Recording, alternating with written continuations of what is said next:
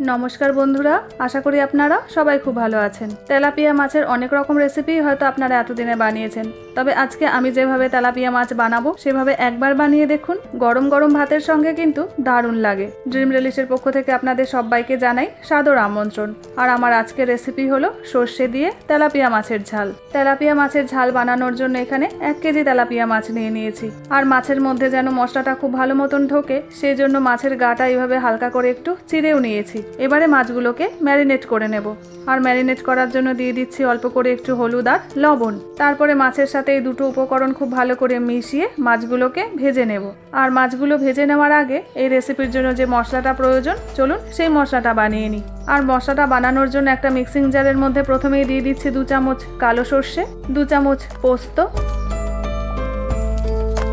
কয়েকটা কাঁচা লঙ্কা আর অল্প করে একটু লবণ। তারপরে সামান্য একটু জল দিয়ে একটা স্মুথ পেস্ট বানিয়ে নেব। এদিকে মাছগুলো ভেজে নেওয়ার জন্য কড়াইতে দিয়ে দিয়েছি পরিমাণ মতন সরষের তেল। আর তেলটা যখন খুব ভালো করে গরম হয়ে যাবে তখন মাছগুলোকে দিয়ে ভেজে নেব।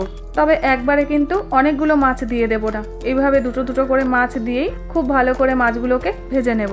এরপরে যখন সবকটা মাছ ভাজা হয়ে যাবে তখন ওই তেলের মধ্যেই প্রথমে দিয়ে দিচ্ছি হাফ চামচ কালো জিরে, পরিমাণ মতন হলুদ আর 1 চামচ কাশ্মীরি লঙ্কা গুঁড়ো। আর এই হলুদ আর লঙ্কা গুঁড়োটা দেওয়ার সময় গ্যাসের ফ্লেমটা কিন্তু একদম লোতেই রাখতে হবে। এরপরে মশলাটা 1 মিনিট মতো নাড়াচাড়া করে পোস্ত সরষে দিয়ে যে মশলাটা বানিয়েছিলাম এবারে সেই মশলাটা দিয়ে দিচ্ছি।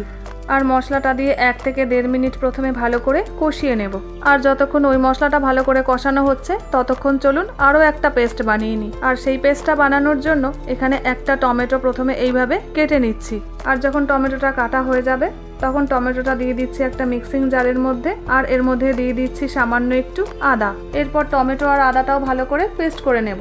এদিকে যখন মশলাটা ভালো করে কষানো হয়ে যাবে আর মশলা থেকেও তেলটা ছাড়তে শুরু করবে সেই সময় দিয়ে দেব আদা আর টমেটোটা দিয়ে যে পেস্টটা বানিয়েছিলাম সেই পেস্টটা। সেই সঙ্গেই দিয়ে দিচ্ছি স্বাদ মতন লবণ। এরপরে মশলাটা আরও একবার খুব ভালো করে কষিয়ে নেব। টমেটোর পেস্ট দিয়ে ভালো করে কষানোর পর যখন টমেটোর কাঁচা গন্ধটা চলে যাবে আর মশলা থেকেও তেলটা ছাড়তে শুরু করবে এই সময় দিয়ে দেব পরিমাণ মতন জল। তবে খুব বেশি জল দেব না, যেহেতু গ্রেভিটা একটু মাখা মাখা মতন হবে সেই জন্য ওই 1 থেকে 1.5 কাপ মতন জল এখানে দিয়ে দিলাম। আর তারপরে গ্রেভিটাকে খুব ভালো করে ফুটিয়ে নেব। প্রায় 4 থেকে 5 মিনিট ধরে গ্রেভিটা ফুটিয়ে নেওয়ার পর এবারে এর মধ্যে দিয়ে দিচ্ছি ভেজে রাখা মাছগুলো। আর মাছগুলোকে দিয়েও আরও 1 থেকে 1.5 মিনিট ভালো করে ফুটিয়ে নেব। আর 1 থেকে 1.5 মিনিট ধরে ফুটিয়ে নেওয়ার পর মাছের ঝালটা প্রায় রেডি হয়ে যাবে।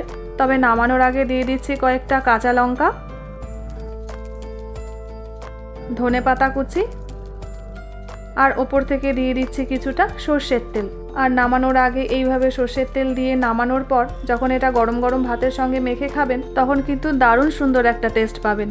ফাইনালি একবার সমস্ত কিছু ভালো করে মিশিয়ে নিলেই রেডি হয়ে যাবে আমার আজকের রেসিপি তেলাপিয়া মাছের ঝাল।